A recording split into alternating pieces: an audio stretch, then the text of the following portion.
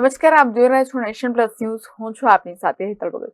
છોટાઉદેપુર જિલ્લાના વસેડી ગામે eco unity tribal progress initiative charitable trust દ્વારા સામાજિક શૈક્ષણિક ઉત્થાન કેમ્પસનું ખાતમુહૂર્ત કરવામાં આવ્યું. છોટાઉદેપુર જિલ્લામાં એક સામાજિક ઉત્થાન માટે લાઇબ્રેરી, શૈક્ષણિક અને સમાજને ઉપયોગી એવા કામ માટે ખાતમુહૂર્ત જિલ્લા પંચાયત છોટાઉદેપુર જિલ્લા પંચાયતના કારોબારી અધ્યક્ષ શર્મિલાબેન રાઠવા અને તાલુકા પંચાયત પ્રમુખ કલ્પનાબેન રાઠવા, નગરપાલિકા પ્રમુખ મંજુલાબેન કોલી અને મહિલા અને બાળ વિકાસ વિભાગ ચાંદનીબેન રાણીગા, સરકારી નર્સિંગ કોલેજના પ્રિન્સિપાલ ભાવનાબેન જોશી, ડુંગરવાડ ગ્રામ પંચાયતના શ્રેષ્ઠ સરપંચ બેનાબેન રાઠવા, મોનાબેન પટેલ અને RFO ઉર્મિલાબેન રાઠવા, હંસાબેન રાઠવા, કાંતાબેન ભાયાભાઈ રાઠવા, ચંપાબેન રાઠવા, શારદાબેન રાઠવા, જશોદાબેન રાઠવા વગેરે મોટી સંખ્યામાં મહિલા અગ્રણીઓ તથા વિદ્યાર્થીનીઓ અને વિદ્યાર્થીઓ ઉપસ્થિત રહ્યા હતા.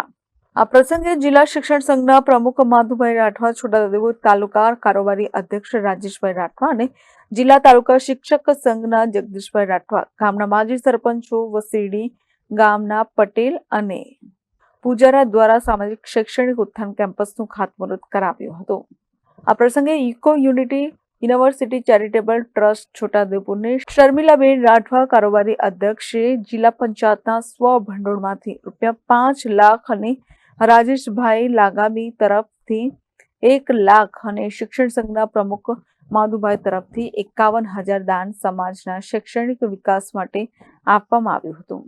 ઇકો ટ્રસ્ટમાં પ્રમુખ ગોપાલભાઈ, મંત્રી મનુભાઈ રાઠવા, સન્યાભાઈ, વિનોદભાઈ રાઠવા, વાલસિંહભાઈ રાઠવા અને નિરંજનભાઈ રાઠવા, વિઠ્ઠલભાઈ રાઠવા, મનીષભાઈ રાઠવા, મણીલાલભાઈ રાઠવા, શૈલેષ વગેરે યુનિટીના સભ્યો ઉપસ્થિત રહી ખૂબ મોટી સંખ્યામાં હાજર રહ્યા હતા. શર્મિલાબેન રાઠવાએ સમાજમાં એકતા વધે અને વિદ્યાર્થીઓમાં શિક્ષણ કેવી રીતે વધારી શકાય તેની વાત મૂકી હતી અને તાલુકા પ્રમુખ છોટાઉદેપુર દ્વારા એમના જ ગામમાં હોય વધુમાં વધુ બાળકો ભણે અને આગળ વધે અને જ્યારે પણ જરૂર પડે ત્યારે યથા યોગ્ય સહકાર આપવાની વાત મૂકી હતી. આજના કાર્યક્રમમાં વિનોદભાઈ રાઠવા દ્વારા મહાનુભાવોનો આભાર વ્યક્ત કરી પર્યાવરણની જાળવણી માટે મહાનુભાવોના હસ્તે વૃક્ષારોપણ પણ કરવામાં આવ્યું હતું. આ કાર્યક્રમનું સુંદર રીતે સંચાલન જશોદાબેન રાઠવાએ સંભાળ્યું હતું, જ્યારે વિનોદભાઈ વનાર દ્વારા આભાર વિધિ કરી કાર્યક્રમ પૂર્ણ જાહેર કરવામાં આવ્યો હતો.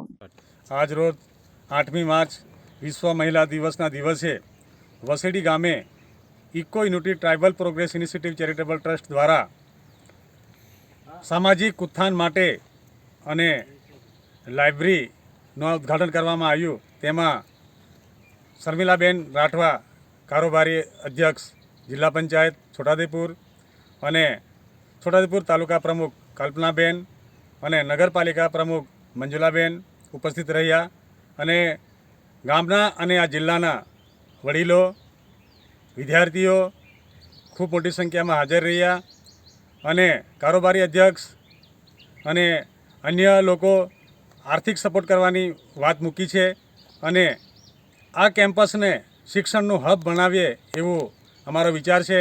એમાં જિલ્લાના તમામ લોકો સહભાગી થાય એવી આશા સાથે જય હિન્દ, જય ભારત.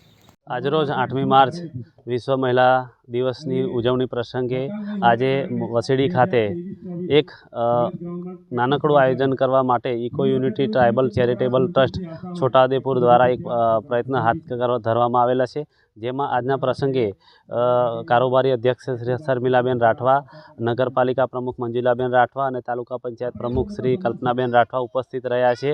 અને આ જે કાર્યક્રમને શોભાવવા માટે ખૂબ આનંદ અમને થયો છે કે આ કાર્યક્રમને આપણે ખૂબ આગળ જિલ્લામાં વધે એના માટે એક ખાતમુહૂર્ત કરવામાં આવ્યું છે. જેમાં એક લાઇબ્રેરી બનશે, એક સામાજિક કેમ્પસ પણ ઊભું થશે અને ભવિષ્યમાં આ જગ્યા ઉપર કદાચ મોટું બિલ્ડિંગ બને અને જે શૈક્ષણિક હેતુથી આવતા રહેનારા બાળકો, વિદ્યાર્થીઓને મદદરૂપ થાય એ હેતુથી eco unity tribal charitable trust દ્વારા આજે ખાતમુહૂર્ત કરવામાં આવ્યું છે.